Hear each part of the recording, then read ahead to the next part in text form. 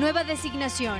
El presidente Daniel Noboa nombró a Carolina Jaramillo como la portavoz oficial del gobierno. Este lunes dará la primera rueda de prensa. Violencia imparable. En menos de 24 horas, Guayaquil suma 11 personas asesinadas. Sobrepoblación médica. Ecuador tiene 38 médicos por cada 10.000 habitantes, pese a que la OMS recomienda 23. Hay un exceso de médicos generales, pero faltan especialistas. Metro de Quito. Desde hoy cambia el protocolo en el uso de puertas de los trenes para evitar más daños y paralizaciones.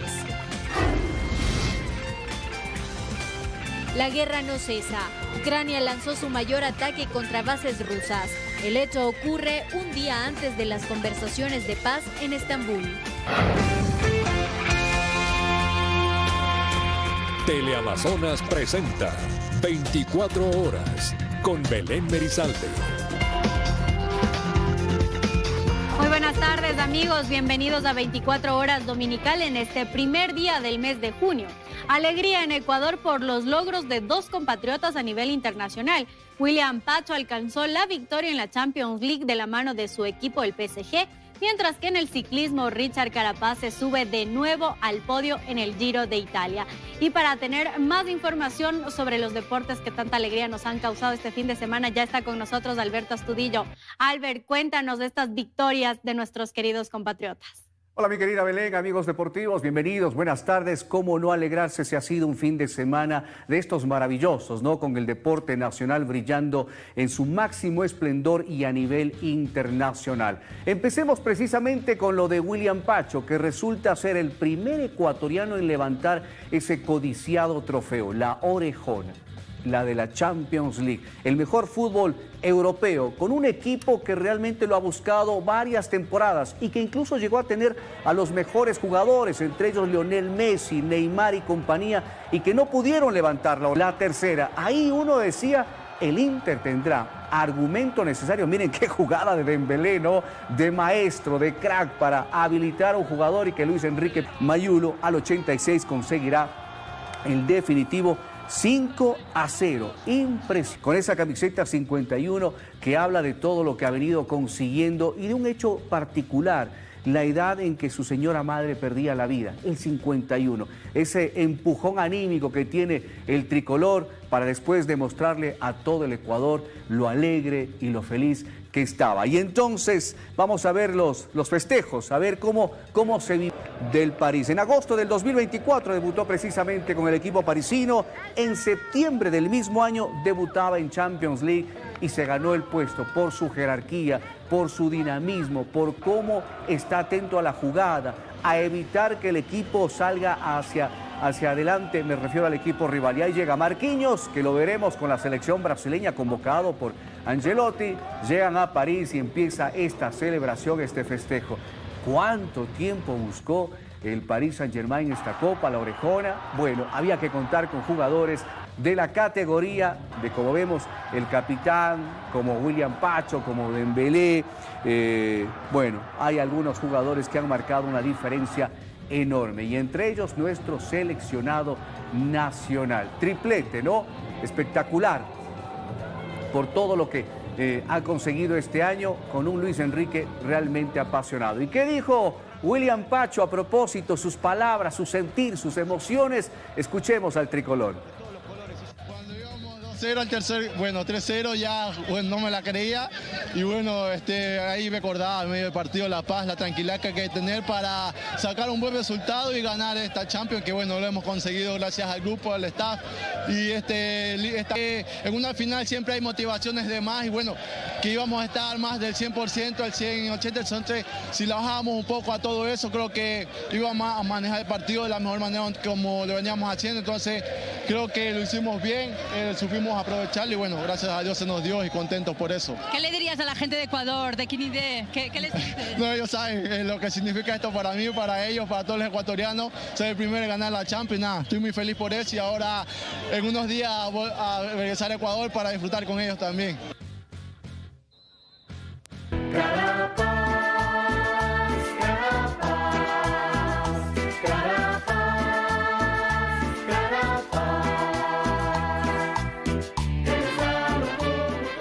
Y bueno, se cerró la edición 108 del Giro de Italia, con la última etapa que resultó ser prácticamente un trámite, porque ayer ya conocimos el podio después de un día bastante extraño. Y entonces hoy todos los ciclistas iban a reconocer las calles de Roma, a demostrar su confraternidad. Algunos llevaban incluso en su maillot la copa para celebrar. El Papa León XIV estaba presto para saludar a los ciclistas, darles la bendición. Además hubo un homenaje a propósito para el fallecido Papa Francisco.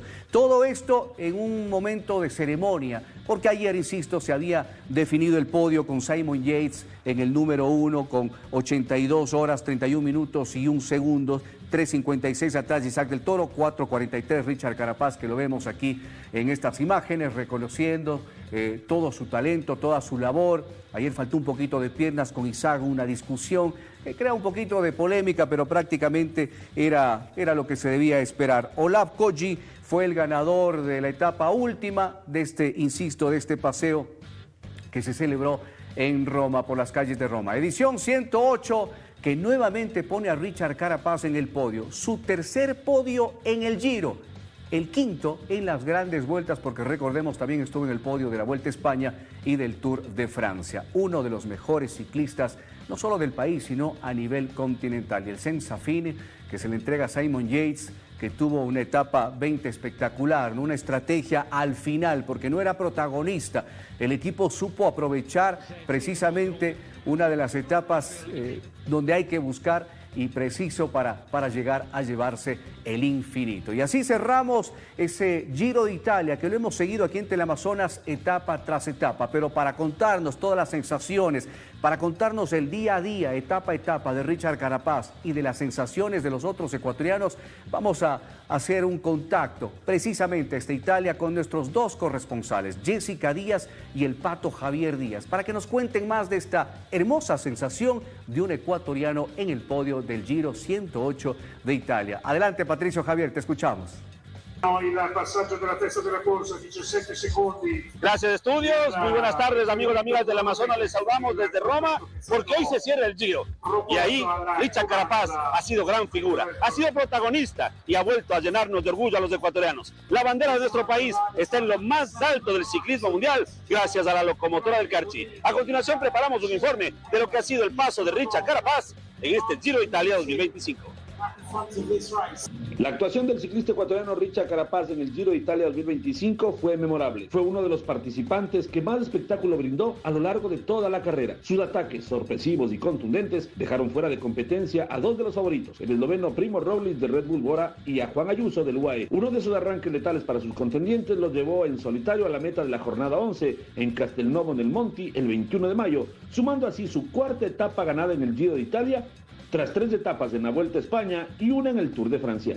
En los días finales de alta montaña, Richard estuvo a la altura, luchando valientemente por la Baglia Rosa, pero la situación de carrera no le fue favorable. En etapa 19, por el fantástico trabajo del UAE custodiando al líder de la general Isaac del Toro, y en la 20, absorbido por el mismo del Toro, que enfocado en la lucha con Carapaz soltó a Simon Yates, que será coronado como ganador del Giro aquí en Roma en pocos minutos. Este tercer lugar de la locomotora del Carchi será asimismo la tercera ocasión en la que se sube al podio en el Giro de Italia, tras ganarlo en el 2019 y ser segundo en el 2022. Recordemos además que la locomotora del Carchi es uno de los pocos ciclistas en toda la historia que ha sido podio en las 3 grandes, con su segundo lugar en España 2020 y el tercer lugar en el Tour 2021. Sin dejar de mencionar que de ellos es el único que ganó una medalla de oro en los Juegos Olímpicos. Este tercer puesto en el Giro de Italia debería generar muchísimo orgullo y gran alegría en el Ecuador, porque Richard Carapaz ha puesto la bandera de nuestro país en lo más alto. Así lo han sentido también los ecuatorianos residentes en Italia o en otros países de Europa que han venido a acompañar a Richie en las distintas carreteras y calles italianas. Así lo cuenta Jessie Maribel Silva desde otro punto de la capital italiana. Adelante, Jessica. Gracias, Patricio. Amigos, amigas, muy buenas tardes. En efecto, Richard Carapaz es podio en el Giro de Italia y cientos de ecuatorianos se han tomado las calles de Roma para recibir a Richard Carapaz aquí en Roma y apoyarlo en su podio. Realmente fue increíble verle a Richie competir en una de las grandes vueltas. Es la primera vez que le vemos y fue increíble. Y ahorita que está terminando y haciendo podio, creo que es una sensación que no puedo describir. Él no se da por vencido, continúa a seguir adelante y sacando en alto a nuestra patria. Nos enorgullece nuestro guerrero carchense. ¡Viva el Carchi carajo! Mando un saludo a todos los carchenses. En cada etapa, montaña y ciudad italiana, hubo una bandera tricolor flameando al viento. Los ecuatorianos estuvieron ahí, en las cunetas, en las llegadas, en los puertos más duros, siguiendo a Richard, alentando con el alma. Hoy Ecuador celebra, porque cuando un ciclista se para en el podio del Giro, es todo un país el que se sube con él. Y estamos contentas de venir. Yo vengo de una ciudad más lejos, pero estamos respaldándolo a él, porque vengo de Perú ya 2 horas y media, pero somos orgullosas. Está haciendo quedar en alto, por muy alto, el nombre de nuestro querido país Ecuador. Aquí apoyándole siempre, no es la primera vez que estamos aquí. Aparte de ser un excelente deportista que nos hace quedar muy bien, es una gran persona. Tiene un buen corazón y siempre está junto al pueblo. Estamos contentos, lo respaldamos en todo momento y que viva el Ecuador, que viva Richard Carapaz y todos los ecuatorianos. Estamos muy orgullosos y alegres de ver a Richard Carapaz de nuevo en el podio de una de las grandes carreras del ciclismo mundial. Estamos muy orgullosos y ahora nos vamos a estudios. Muchas gracias, compañeros, por esta gran cobertura. Que tengan una excelente tarde. Gracias a ustedes, gracias a Jessica y a Patricio Javier Díaz, porque hemos seguido este Giro desde la primera etapa con estas emociones que nos dejan nuestros deportistas ecuatorianos. Más adelante revisaremos goles de la Liga Pro, pero por ahora pasamos contigo, Belén, para revisar noticias. Muchas gracias, Albert. Seguimos con esta gran alegría. Ahora vamos a revisar otra información. El gobierno nacional ofreció disculpas públicas a más de 300 ex trabajadores de Furcagua, víctimas de esclavitud moderna. Esta medida responde a una sentencia de la Corte Constitucional que reconoció las graves violaciones a los derechos humanos de estas personas.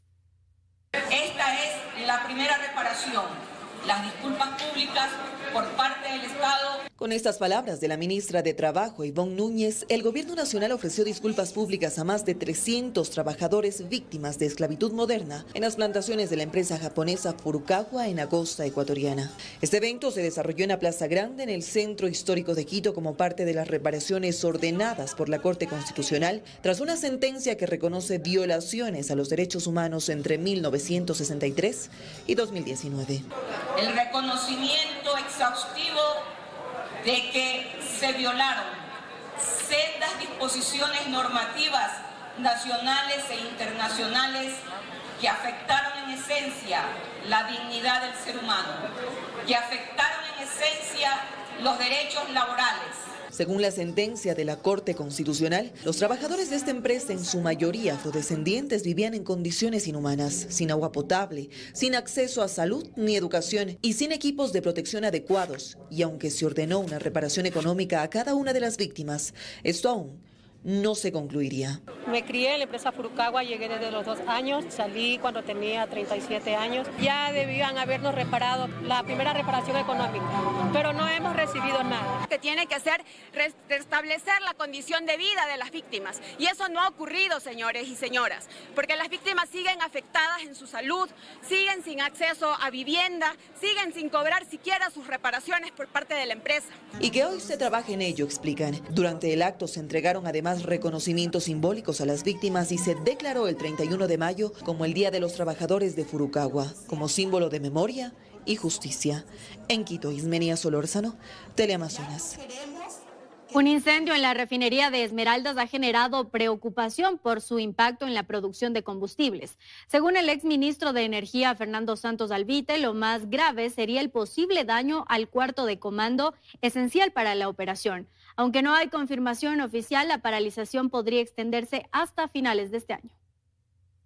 Se está ocultando la magnitud del daño en el incendio. Los técnicos dicen que se extendió el fuego a cuartos y equipos adyacentes.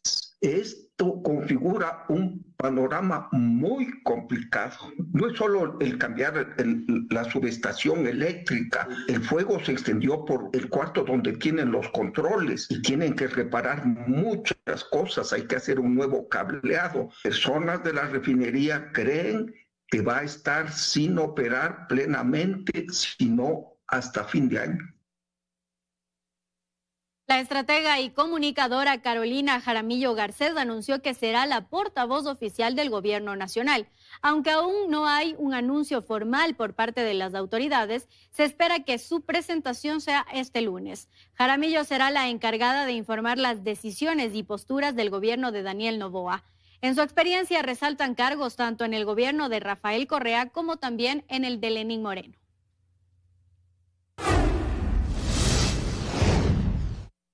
Ucrania lanzó un ataque sin precedentes con drones contra bases aéreas en 5 regiones de Rusia, incluida Siberia. Kiev asegura haber dañado más de 40 aviones, mientras Moscú reporta incendios controlados y ataques repelidos. En una operación sin precedentes, Ucrania lanzó un ataque coordinado con drones contra aeródromos militares dentro de territorio ruso, alcanzando incluso una base en Siberia Oriental, a más de 4.000 kilómetros de distancia de su frontera. Según fuentes de inteligencia ucranianas, más de 40 aviones fueron impactados en diferentes puntos del país, incluyendo la base aérea de Belaya, donde se reportó un incendio. Moscú ha confirmado los ataques, aunque minimizó su alcance. Imágenes muestran bombardeos estratégicos en Irkutsk, que hasta ahora se trataría del mayor golpe aéreo ucraniano desde que inició la guerra. El Ministerio de Defensa ruso afirmó que las fuerzas ucranianas utilizaron drones tipo FPV para atacar bases en 5 zonas. Añadió que entre de estas regiones los intentos fueron repelidos. La operación habría requerido más de 1 año y medio de preparación, según fuentes citadas por un medio ucraniano. Estefanía Vaca, Teleamazonas.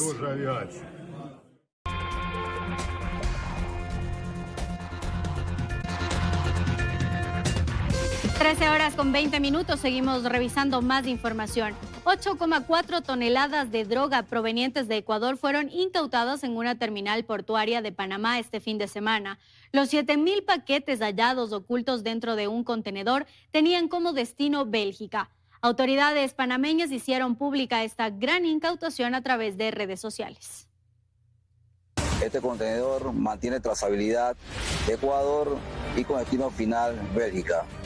La Policía Nacional continuará con estas acciones operativas a fin de garantizar la seguridad a nivel nacional. Da con la incautación de 7,000 paquetes de presunta sustancia ilícita dentro de un contenedor en una terminal portuaria del Atlántico. Y la guerra contra los grupos irregulares dedicados a la minería ilegal continúa en el Alto Punino, en la provincia de Orellana. Esta vez más de 1,000 militares realizaron un ataque aéreo con el que destruyeron un campamento y maquinaria. Esto, según lo informaron, como parte de las operaciones que se intensifican en esa zona tras la emboscada que dejó sin vida a 11 militares del mes pasado.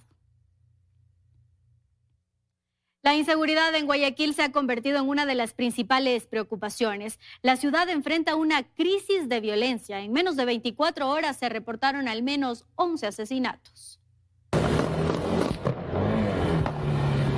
Se registró un enfrentamiento armado entre la policía y 2 personas implicadas en el supuesto delito de porte y tenencia ilegal.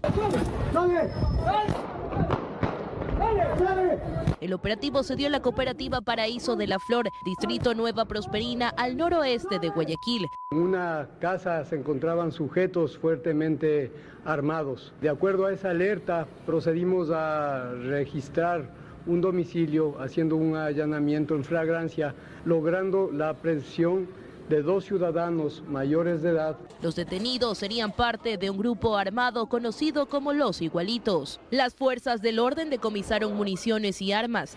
Esta madrugada, un agente de tránsito fue asesinado en una discoteca ubicada en Urdesa. El uniformado se encontraba junto con su esposa. Minutos antes del ataque, en el interior del establecimiento se produjo una riña entre varias personas. 3 personas fueron asesinadas dentro de una peluquería cerca de las 20 horas del viernes en las calles Los Ríos y Sedalana, en el centro sur de Guayaquil. Por asesinar a una persona que sabíamos que ha tenido ya varias amenazas de muerte, fueron y victimaron a 3 personas, incluido la persona que se encontraba ahí como propietario de la peluquería. Hay una menor herida también que se encuentra estable ya en el hospital del niño. de una niña de aproximadamente 7 años de edad, que es un daño colateral. En Gómez Rendón, entre la 22 y la 23, cerca de una estación de servicio, sujetos armados llegaron hasta un lugar donde se venden jugos y dispararon a un ciudadano. La víctima fue atendida por los paramédicos y luego llevado hasta una casa de salud. Estos hechos de violencia se suman a los ocurridos en el distrito Pascuales, como la pareja que fue asesinada en el interior de un auto en Los Brejeles, norte de Guayaquil. Ambos tenían antecedentes penales. El ataque armado que dejó 10 baleados en una discoteca en Bastión Popular. Como resultado, 2 mujeres fallecieron y 8 personas quedaron heridas. Horas después, en Bastión Popular también se reportó el doble crimen de un hombre y una mujer. Sus cuerpos quedaron baleados en la vereda diagonal a una iglesia en el kilómetro 12 de la vía Adaule. Según reportes, un sujeto en tricimoto habría llevado a la pareja hasta este punto y los ejecutó para luego huir. En la Marta de Roldós, el secuestro de una mujer de origen asiático en el norte de Guayaquil que quedó registrado en video cuando la comerciante se encontraba dentro de su local. Aún no se conoce su paradero. El jueves por la mañana, un caso que conmocionó a la ciudad de Guayaquil. Un menor que iba en un auto junto con su padre a una cita médica recibió un disparo en la cabeza. Según información preliminar, 2 conductores se pelearon. Uno de ellos estaba armado y comenzó a disparar. En ese momento, una de las balas impactó al menor, que se encuentra hospitalizado. 4 extorsionadores fueron encontrados con 20 tacos de dinamita tras un operativo policial ejecutado en Santa Elena. Pese a las evidencias, fueron liberados sin cargos. 2 implicados son extranjeros. 20 tacos de dinamita fueron encontrados dentro de un inmueble que funcionaba como centro de operaciones de una estructura delictiva dedicada a extorsionar en Santa Elena, donde 4 hombres fueron aprehendidos, 2 de nacionalidad colombiana, quienes no pudieron justificar su estadía en el país. Después de la acción policial, pese a reunir todos los elementos de convicción, fueron dejados en libertad una vez finalizada la audiencia de flagrancia. Nosotros nos sentimos impotentes ante este tipo de accionar, y obviamente presentaremos el documento con la queja respectiva al Consejo de la Judicatura, en vista de que no puede ser que el rato que presenten todos se presenten los elementos. E inclusive, vuelvo y repito, 2 ciudadanos extranjeros que estaban de manera irregular y que no podían justificar el arraigo, fueron puestos nuevamente en libertad. Y esta banda viene operando en el delito de extorsión a nivel de la provincia.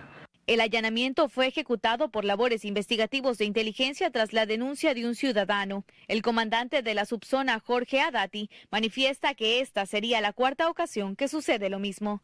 No es la primera vez que nos pasa. Hemos tenido nosotros en lo que va de este año aproximadamente 4 casos vinculados al tema de extorsión con estos ciudadanos, y las 4 veces han sido puestos en libertad. La productividad del operativo Apolo 8 deja como resultados armas de fuego, municiones, 5 vehículos reportados como robados, 11 detenidos y más de 3.500 galones de combustible ilegal. Los uniformados solicitan a la ciudadanía denunciar si son víctimas de hechos delictivos, pues el compromiso de la institución continúa ejerciendo presión sobre las estructuras criminales. En Santa Elena, Milipico, Teleamazonas. Un informe revela que en 2024 se registraron más de 200 agresiones a periodistas en Ecuador, en su mayoría relacionadas con el crimen organizado. Además, más del 60% de los profesionales encuestados que ejercen el periodismo no estarían trabajando bajo las normativas establecidas. 2024 ha sido uno de los años más violentos para ejercer periodismo en Ecuador. La violencia criminal fue uno de los principales detonantes que golpeó este gremio como nunca antes. Así lo confirma este informe de la Fundación Periodistas Sin Cadenas. Entre enero y diciembre del año pasado se registraron 229 agresiones contra periodistas y el 74% de ellas provinieron del crimen organizado. De todos los encuestados encontramos que alrededor del 11% ha decidido dejar su trabajo como periodista, es decir, desertar. Optan por hacer Uber, por ejemplo, por abrirse restaurantes de comida, por diferentes tipos de negocios, pero simplemente dejan de informar. Toma el aire para que sepa que la mafia, que no. En ese sentido, se recuerda que el caso más impactante fue el del pasado 9 de enero, cuando hombres armados irrumpieron un canal de televisión durante una transmisión en vivo. Ese hecho marcó un antes y un después en la prensa. De ser espectadora de la violencia, a víctima, explican. Es tras ello que periodistas perseguidos, amenazados y hasta asesinados pasaron a ser noticia.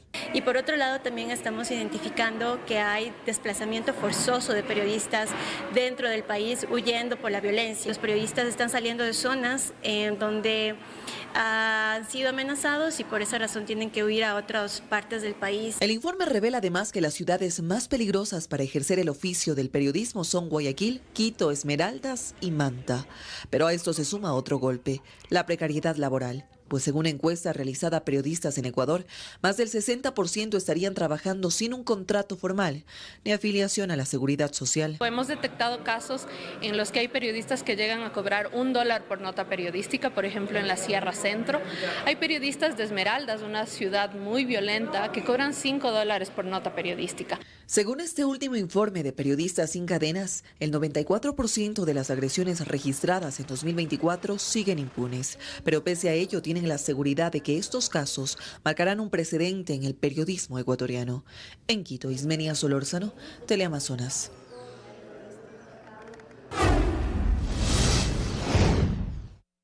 Varias actividades se realizaron este domingo en Quito para celebrar a los niños en su día. Este noticiero realizó un recorrido por algunos museos y también exposiciones.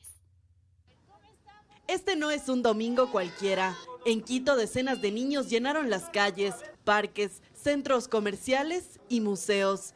En su día, con sonrisas, juegos y diversas actividades, fueron celebrados. Salir a comer con mi pequeño, quizás darle algún regalito. Me gustaría que los lleven a lugares así, como montañas rusas o parques de juegos. La agenda a nivel local fue amplia, sobre todo porque museos del centro histórico abrieron sus puertas de manera gratuita para los más pequeños. El Museo del Agua recibió a los niños con la actividad inmersiva Guaguas al Yacu. Buscamos que los niños hagan un recorrido por la naturaleza, por los páramos, por el ambiente, a repensar cuál es la relación que tenemos con ellos. En el Centro de Arte Contemporánea, en cambio, acompañados de payasos, aprendieron en una jornada especial denominada Guaguatón.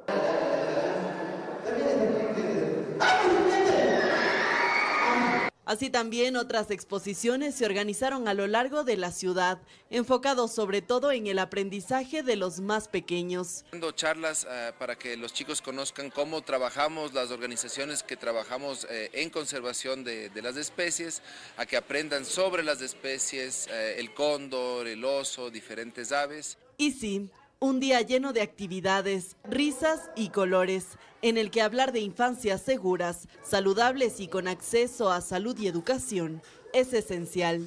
Y el día de hoy quiero decirle a todos los niños que vivan una infancia feliz. No se miden con juguetes, sino con abrazos, aventuras y el amor, que la acompañan en cada paso. ¡Feliz Día del Niño! Que Dios los bendiga y será hasta una próxima ocasión. ¡Chao! En Quito, Brigitte Mancheno, Teleamazonas. En Ecuador, los menores a 18 años de edad representan el 30% de la población. Este grupo atraviesa necesidades y desafíos educativos, nutricionales y de seguridad. María Gracia Chacón nos presenta las principales cifras para entender la realidad de la niñez en el Ecuador. Saludos, así es, en Ecuador hay 5.4 millones de niños, niñas y adolescentes de un total de 18 millones de habitantes. El número de menores que viven en pobreza es alto. El INEC indica que 1.3 millones de niños son menores a los 5 años y el 36.5 de ellos viven en situación de pobreza por ingresos. No pueden acceder a necesidades como educación, salud o vivienda. En cuanto a salud y salubridad, 1 de cada 5 niños y niñas menores de 2 años sufre desnutrición crónica infantil. Las poblaciones más afectadas son las indígenas. Además, 30.5% de los hogares con niñas y niños menores de 5 años consumen agua contaminada con la bacteria Escherichia coli, encontrada naturalmente en el intestino de personas y animales, que puede causar infecciones urinarias y enfermedades respiratorias o intestinales. Las dos últimas son las principales causas de muerte en niños menores de 5 años. Con respecto a la educación en el país, hay más de 450,000 niños y adolescentes de entre 3 y 17 años que no asisten a uno de los 16.000 planteles educativos a escala nacional, según el Ministerio de Educación. Finalmente, las cifras más impactantes son las de violencia.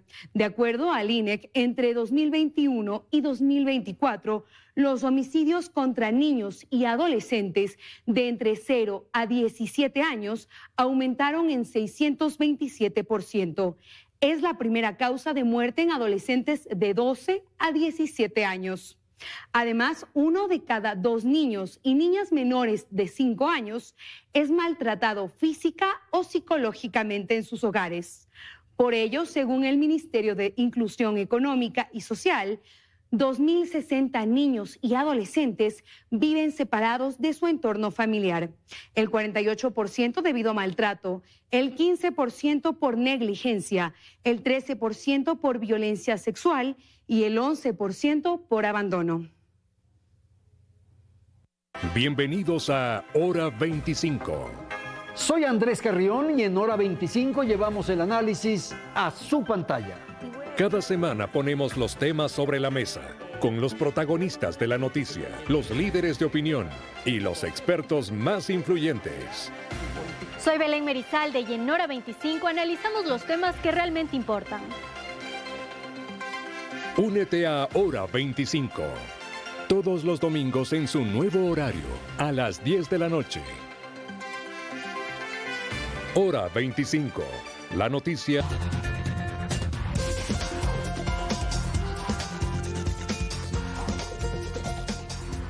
Generar empleo en el sector agrícola y de la construcción es lo que el Ministerio de Trabajo proyecta para los próximos 4 años. Además, hasta la fecha, más de 330,000 jóvenes de entre 18 y 29 años tienen un contrato de trabajo. La agenda de empleo para los próximos 4 años, según la ministra Ivonne Núñez, está definida. En entrevista con 24 horas explicó que son al menos 2 los campos en los que se invertirá. Vamos a emprender una campaña de empleabilidad a través de la obra pública.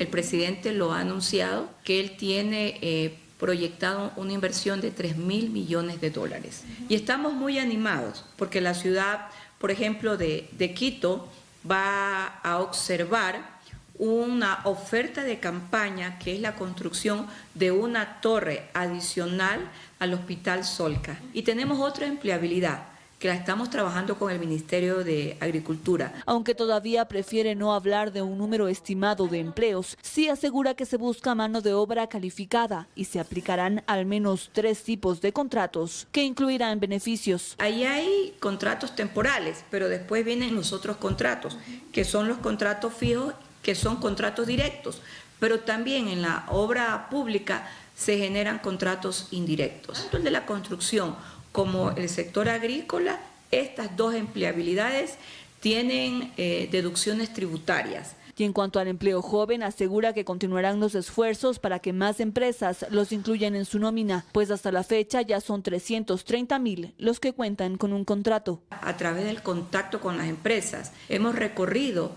más de 30,000 kilómetros de carreteras en el Ecuador con más de 45 empresas que se han sumado a la ruta de la empleabilidad. Así, el gobierno busca incrementar la tasa de empleo adecuado que hasta abril de este año fue del 35,8%. Lucía Clavijo, Teleamazonas. Luego de la finalización de los programas Jóvenes y Ecuatorianos en Acción, el Ministerio de Inclusión Económica y Social busca plantear políticas públicas de transferencias económicas permanentes para personas que no se encuentran en pobreza extrema, pero que necesitan un apoyo monetario. Con el mes de mayo finalizaron los 2 programas piloto del gobierno, Jóvenes en Acción y Ecuatorianos en Acción, que se llevaron a cabo para dar un apoyo monetario ante la crisis económica, energética y ambiental. Jóvenes en Acción fue lanzado en noviembre y estuvo dirigido a personas entre los 18 y 29 años para que realicen actividades coordinadas por los Ministerios de Ambiente, Obras Públicas y Agricultura. Los participantes recibieron transferencias de $400 mensuales. El programa Ecuatorianos en Acción, en cambio, tuvo el mismo diseño en su momento, pero era para personas de 30 a 64 años, 11 meses. Llegamos a cerca de 200,000 familias, 200,000 personas, 80,000 jóvenes y 120,000 personas mayores a 30 años. Nosotros tuvimos un presupuesto asignado y que se ejecutó en su totalidad de cerca de 210 millones. Pese a la culminación de los programas, quienes participaron accederán a algunos beneficios. Tendrán prioridad en acceso a servicios como la educación superior y capacitaciones del Ministerio del Trabajo.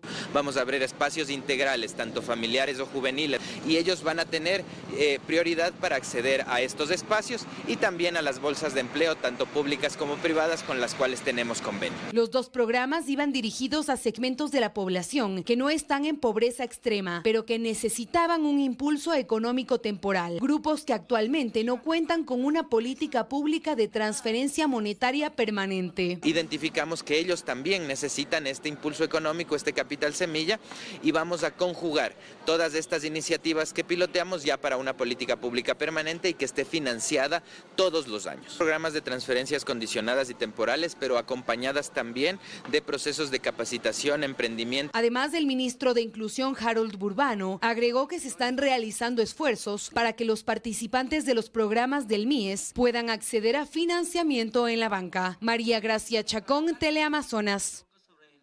Ecuador tiene una sobrepoblación médica. 38 doctores por cada 10,000 habitantes. Esto pese a que la OMS recomienda 23 por cada 10,000 personas.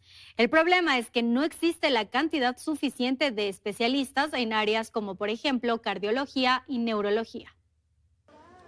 Las escuelas de medicina están llenas. Estudiar esta carrera es una de las opciones más frecuentes entre los jóvenes y la proliferación de estas facultades genera preocupación, pues el país ya registra una sobrepoblación médica. Enrique Hidrobo, médico y docente universitario, realizó un estudio denominado La oferta y demanda de médicos en el Ecuador 2016-2030. Allí indica que en el país hay más médicos de lo recomendado por la Organización Mundial de la Salud. Así, Ecuador tiene 38 galenos por cada 10,000 habitantes, cuando la OMS señala que el número debería ser de 23 por cada 10,000 habitantes. Y al 2030 sí vamos a tener 140,000 médicos. Eso tiene graves consecuencias. Están en pauperización. ¿Qué significa eso? No tienen trabajo. Y si es que buscan trabajo, obviamente no es un trabajo bien remunerado, porque tiene un montón de ofertas. Que incluso médicos con especialidad, con maestría, están ganando los 600, 700, 800 dólares cuando el sueldo mínimo en el Ecuador,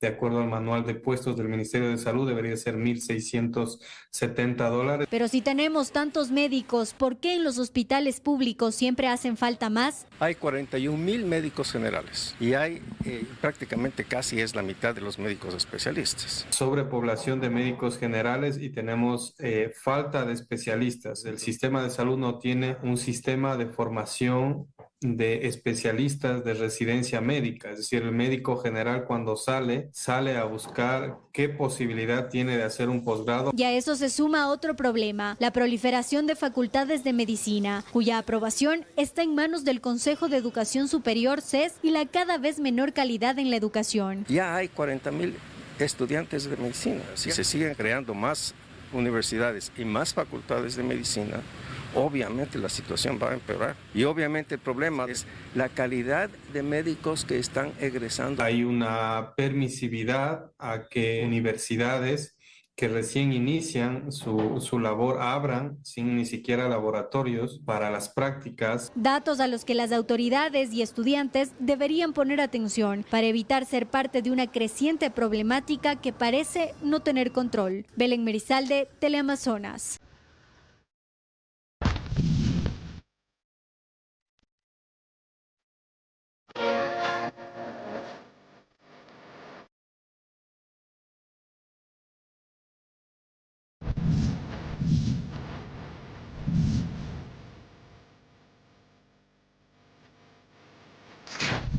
Temas que importan. Gente que inspira. Momentos que alegran. Porque un buen día empieza con buen sabor. Esto es Esta Mañana. Estreno 9 de junio por Teleamazonas. Mañana, una batalla.